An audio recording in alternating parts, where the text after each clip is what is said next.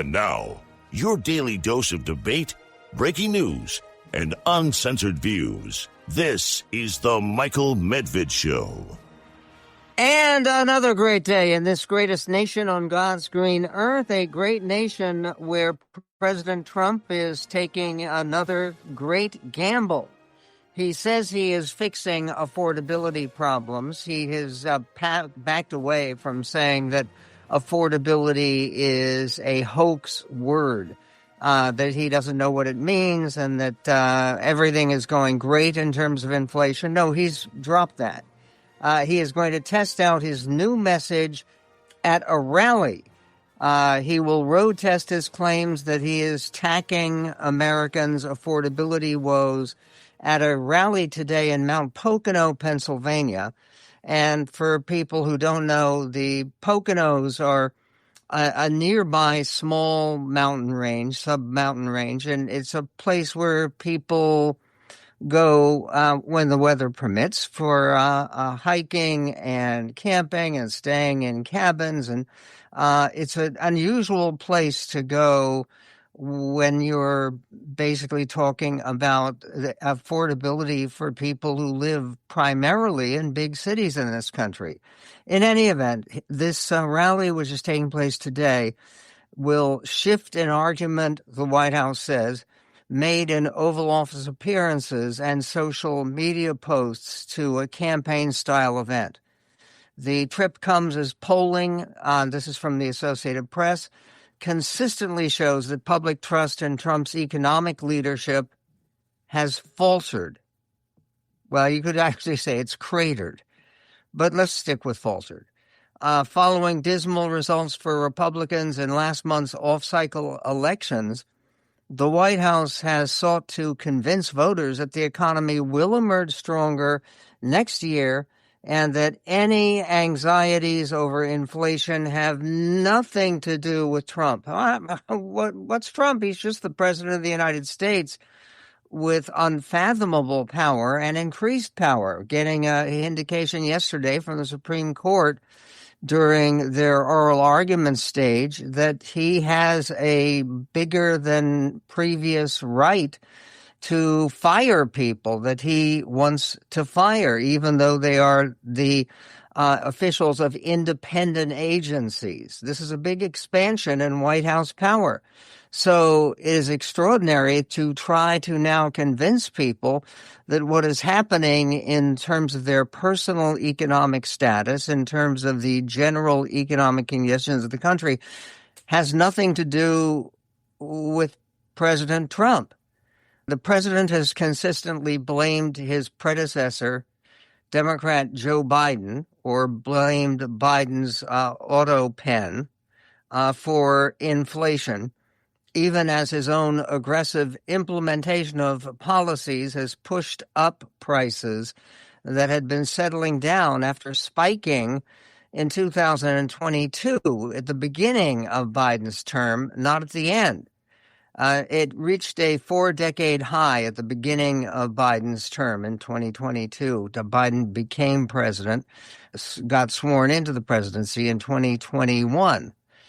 You may remember that occurred after that so-called insurrection, riot is probably the better term, that occurred in the Capitol building on January 6, 2021. In any event, there was a 4-decade high in 2022 in inflation, and then it began to accelerate dramatically under Trump after he announced his sweeping Liberation Day tariffs back in April. Companies warned that the import taxes could be passed along to consumers in the form of higher prices and reduced hiring, yet Trump continues to insist that inflation has faded. We will cover this rally in Pennsylvania, the most crucial of all the swing states, the battleground states, and a state with a governor, Josh Shapiro, who is now considered a possible Democratic candidate for president the next time that happens. That'll be back forward in 2028.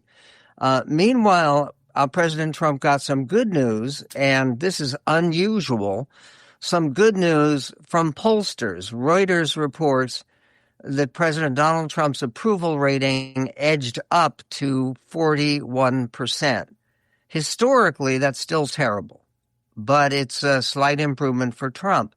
In 1 week, the president raised his approval rating as Republicans warmed to his handling of the cost of living, a sign that the administration's new focus on affordability, yes, that word, might be supporting his popularity. But this is according to a new poll from Reuters Ipsos. The 6-day poll, which closed yesterday on Monday, showed approval of the president rising from 38% late last month, which is terrible and dangerous, rising from 38% to 41%, which is not stellar, but is a notable improvement. This was the lowest, the 38%, the lowest since Trump returned to the White House in January. Trump started his second term with a 47% rating. He's still well below that. He went from 47% down to 41% most recently, but it's an improvement. Trump's performance on the cost of living, where his total approval rating is 31%, less than a third of Americans think he's doing a good job on the cost of living. That's among his weakest popularity scores. Reuters reported the numbers are still up several points from last month's poll, which was at 26% in late November. Okay, that's 26%. What is that? That was in late November, his approval rating and handling cost of living. His drop of the polls is faster, and unlike any other president, they are reporting, because usually it takes years to get to that low level, 31% approval rating, or down to a 26% approval rating in handling the cost of living. This is a serious challenge for President Trump. Meanwhile, there is this story that lawmakers from both parties are now saying they would support the Trump administration, releasing video of the U.S. military's controversial double-tap strike on an alleged drug boat back in September. Top congressional Republicans and Democrats say they want to review the unedited footage of the deadly follow-up strike in September that killed 2 survivors after 9 others had already been killed in the initial attack. President Trump now says he'll let Defense Secretary Pete Hegseth decide whether to release the footage. Why can't Trump decide? Making a shift from his stance last week, Hegseth is under mounting pressure as Congress is preparing to vote on restricting his travel budget unless he releases the video. Congress would restrict the travel budget of the Secretary of War, who really is the Secretary of Defense, or at least should be. I mean, this is extraordinary. The idea, the problem here is that why does the Secretary of Defense need to travel? It's for national defense. It's to do his job. So they are going to cut his budget for his personal travel as a way of what? Helping him to do a better job, or encouraging him to try to release this controversial video? We'll be talking about a convicted drug lord whose pardon by Trump is puzzling, plus his pardon of a Democrat on corruption charges. We will get to that and more coming up on the Medved Show.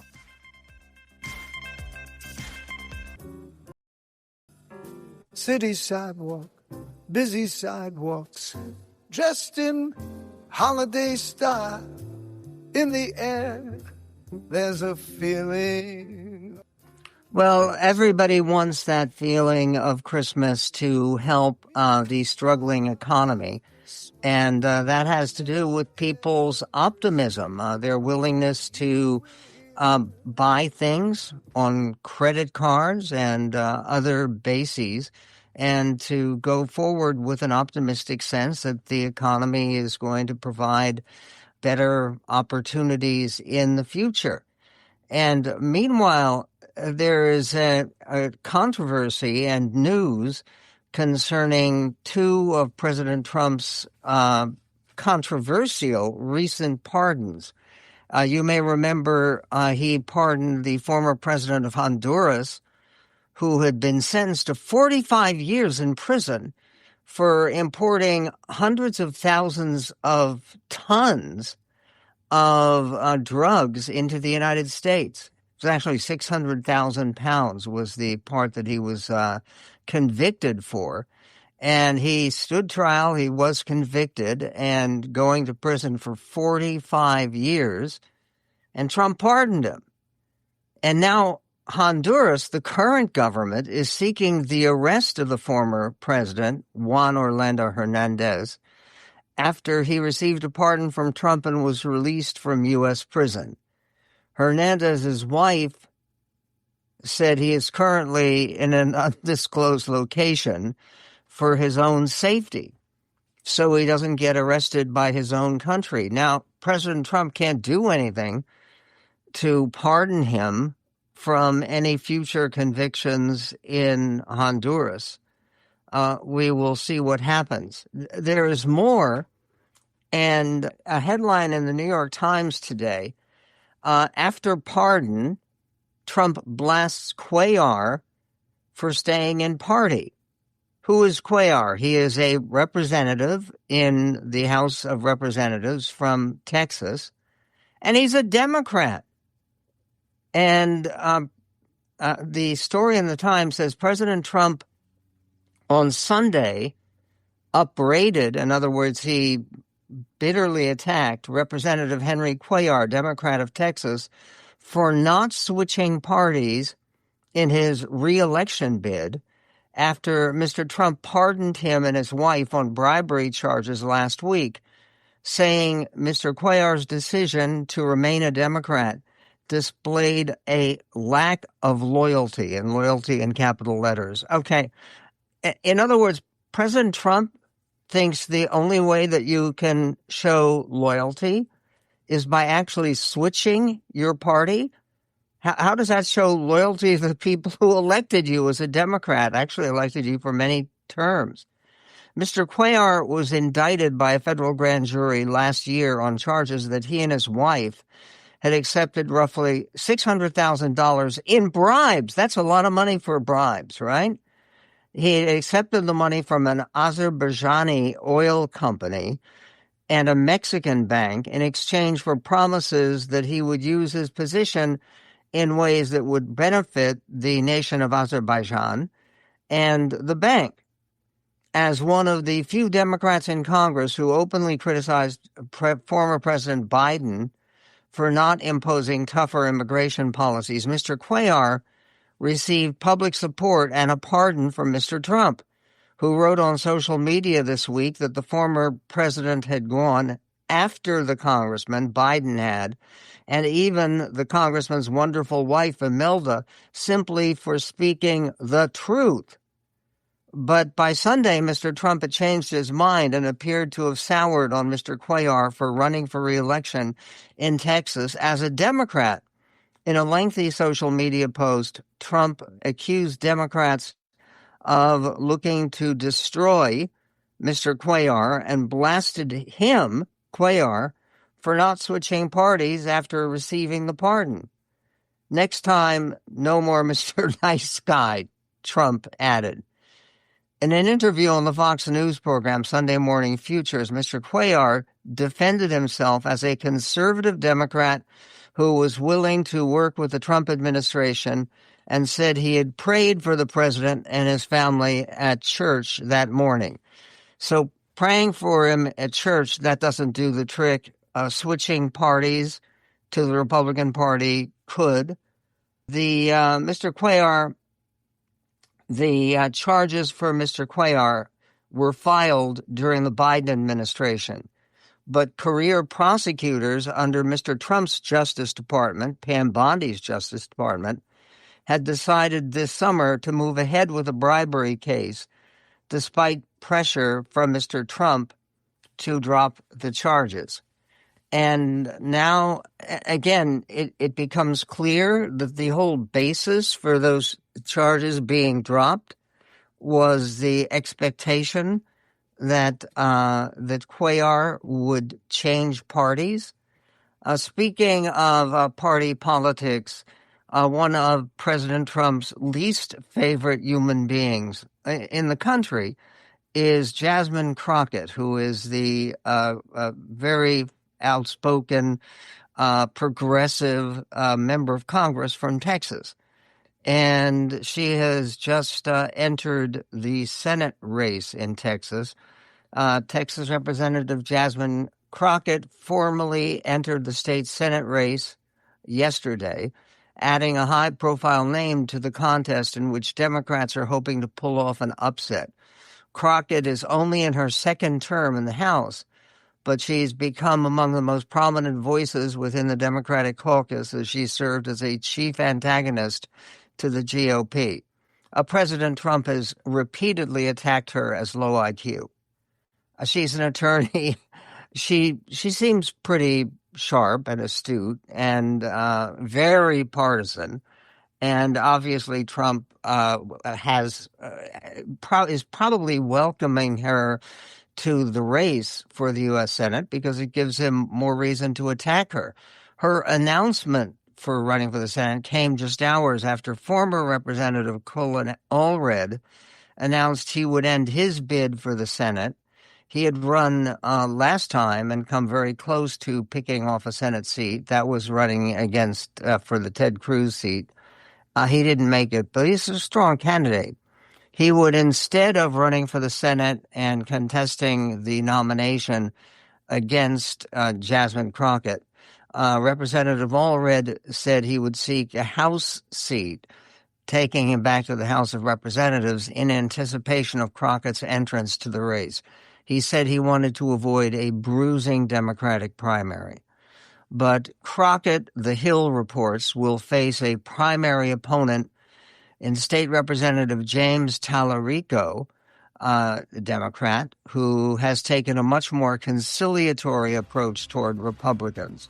Crockett may be an early favorite for the Democratic nomination, but her critics have argued she may struggle in a general election, having only won an election before in a solidly blue House district. We will see how that is working and how religious faith is that being deserted by Generation Z. We will get to that and more coming up on the Medved Show.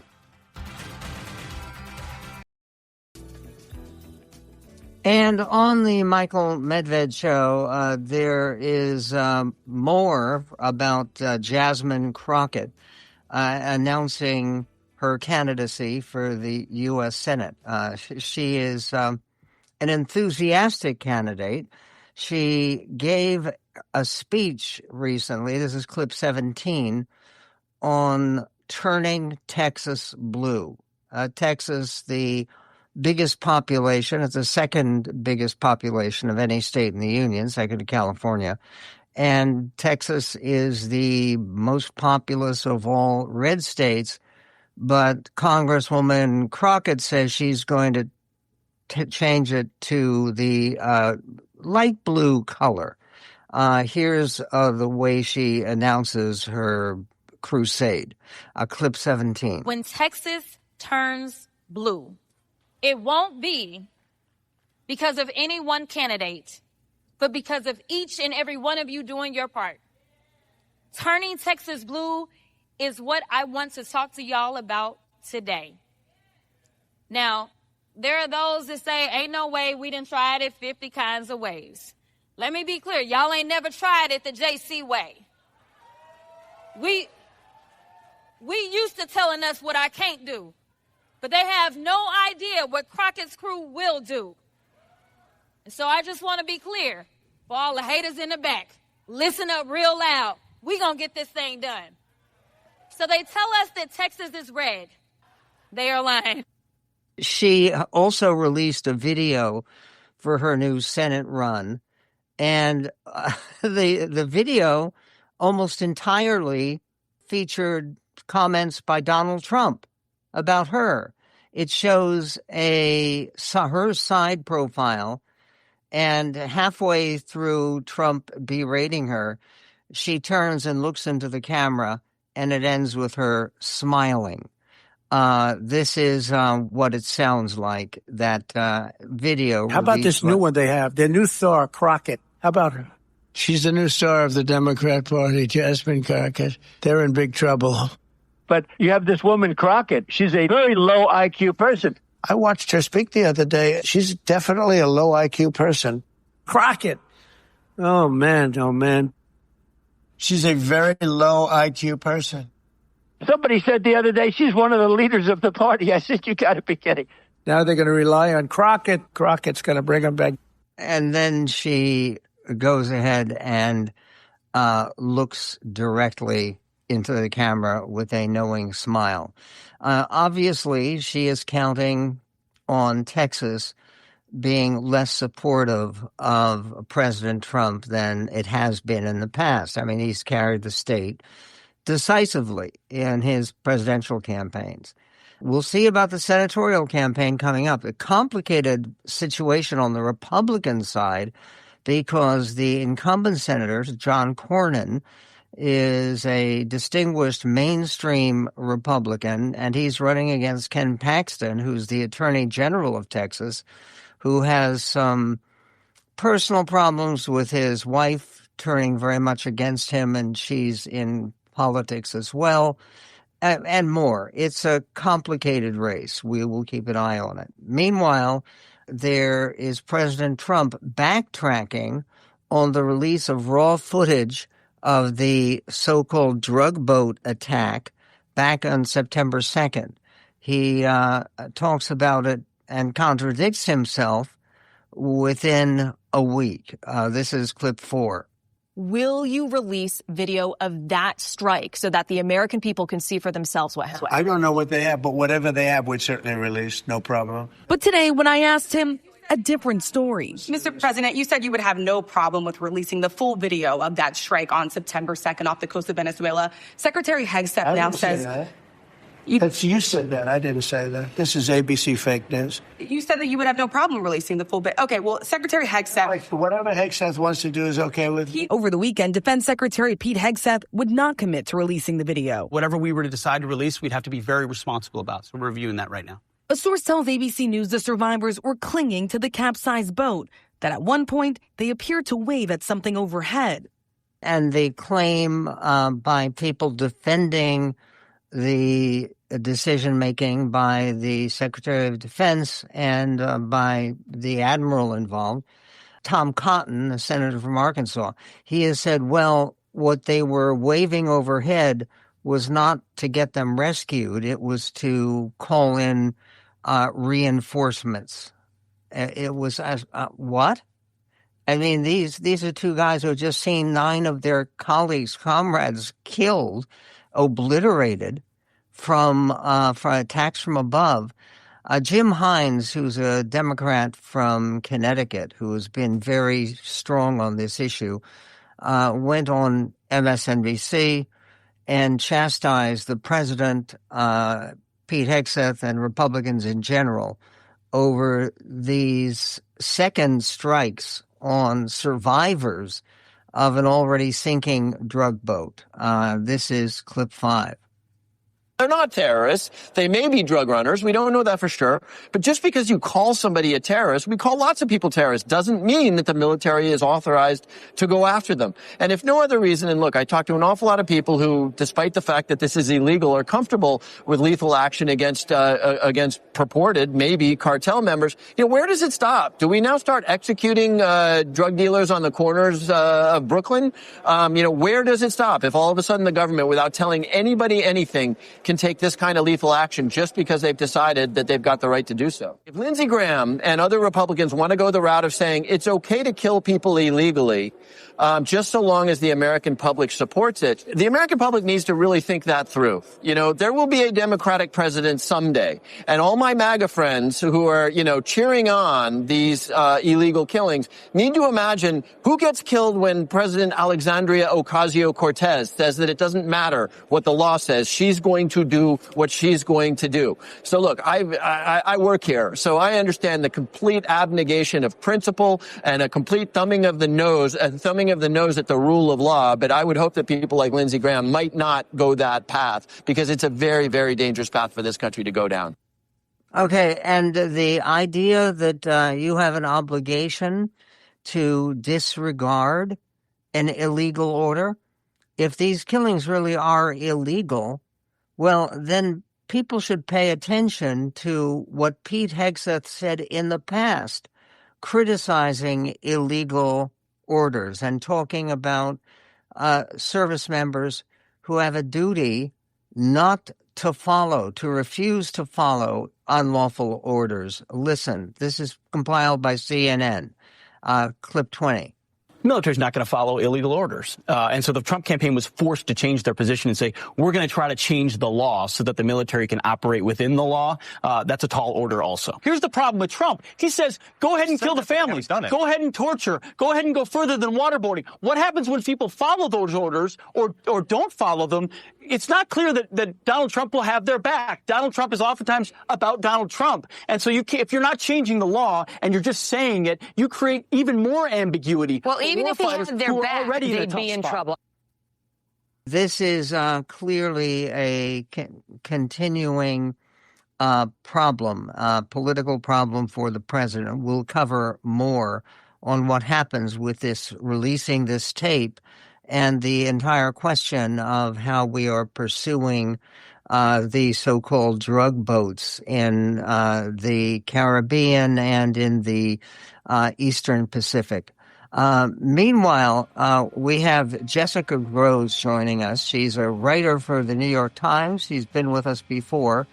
She's writing now about some of the difficulties that we have with Generation Z and abandoning faith in America. Does that have a connection with our depressing vaccine future, which has been laid bare, she says, on the CDC, Centers for Disease Control website? We'll get to that and more with Jessica Groves coming up on The Michael Medved Show. Sleigh bells ring. Are you listening? In the lane, snow is glistening. A beautiful sight, we're happy tonight. Walking in a winter wonderland. Okay, the complications regarding this videotape, I think clearly someone's going to get hold of the videotape, show the videotape. The videotape I'm talking about is from September 2nd. It's not something in ancient history. This is not like the Epstein files, where it has been a closely guarded secret. It has been, in fact, something where President Trump did say, he said on ABC News, that he would have no objection at all to the video being released, but he said it was Hegseth's decision. And Hegseth, well, we don't know what he wants to do. And the idea is that it shows something that is potentially illegal for the American forces that were currently involved in September 2nd in some of the first of a whole long series of attacks on so-called drug boats, where the idea was we're going to stop the importation of illegal and dangerous narcotics into the United States. Now, most of that drug paraphernalia and drug equipment was cocaine. And it was not part of the fentanyl problem, which mostly doesn't come through Venezuela or arrive on boats. It comes through Mexico, but that's another story. Representative Maggie Goodlander, a New Hampshire Democrat, was on CNN talking about the Trump administration's new reluctance to allow people to see the second strike video. This is Representative Goodlander speaking on CNN, clip 18. Look, unfortunately, this is a president who has called the affordability crisis, the cost crisis that is touching the lives of people across my home state of New Hampshire, across our country. He's called this a con job. He said it's a hoax. So look, this fits into a pattern of behavior that is completely unbecoming of the President of the United States. Why did he change his mind? Look, obviously they don't want the American people to see what is in this video, but I think it's incredibly important. As a member of the House Armed Services Committee, I think it's incredibly important that we have transparency and that we get to the bottom of the facts of what happened on September 2nd, because there are a lot of questions that have not yet been answered, and we will be relentless on a bipartisan basis in getting those answers. That's exactly what we've seen in the National Defense Authorization Act, which has a specific provision about getting this video released. We will see what happens here, but obviously there has not been a clear decision on the part of the Trump administration about how they're going to handle it. For instance, President Trump was doing an interview with Politico, and his interview with Politico, he was asked very directly, not about the general policy, though that is really at issue, not about the general policy of striking the drug boats, but the specific question of the second strike to kill the two survivors who were killed, two survivors who were apparently trying to save themselves somehow after the attack. And President Trump was asked very directly whether he believes that the second strike was necessary. Interesting. Here's what the question and the answer from the President of the United States, clip 7. Have you watched the video? He was stopping. I watched everything, yeah. I watch everything. I see a lot of things. And do you believe that second pretty, strike was necessary? Well, it looked like they were trying to turn back over the boat, but I don't get involved in that. That's up to them. In other words, he is the President of the United States, but on something like this that involves the U.S. military, where the chain of command goes right to the president's desk. Truman used to have a sign on his desk when he was in the Oval Office that said, "The buck stops here." And yes, they say, I don't get involved in that. If not, why not? This is a potential making of war, waging of war by the United States against the drug importers, smugglers, on the basis that they are actually qualify as terrorists, because we do have the right to destroy terrorists while they're in a position of trying to harm American civilians. But all of these questions about this particular second strike remain glaring and very difficult for the administration to handle.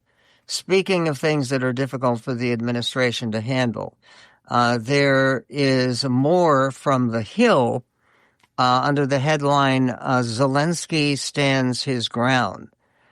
Ukrainian President Volodymyr Zelensky ruled out giving up Ukrainian territory to Russia as part of negotiations to end the war, even as the U.S. is looking for a, quote, compromise. The Trump administration's most recent peace proposal called for Ukraine to give up the regions of Donetsk and Luhansk, much of which are under Russian occupation, along with Crimea, which has been controlled by Russia since 2014. Nobody is talking about the Russians giving back control of Crimea, but what people are talking about is the Russians wanting to take over parts of Ukraine that they have not conquered. Zelensky has generally remained steadfast that Ukraine wouldn't be willing to give up its own lands. Zelensky said to the AP, undoubtedly Russia insists for us to give up territories. This was Zelensky told reporters in a WhatsApp message yesterday, reported by the Associated Press. According to our law, we don't have such right.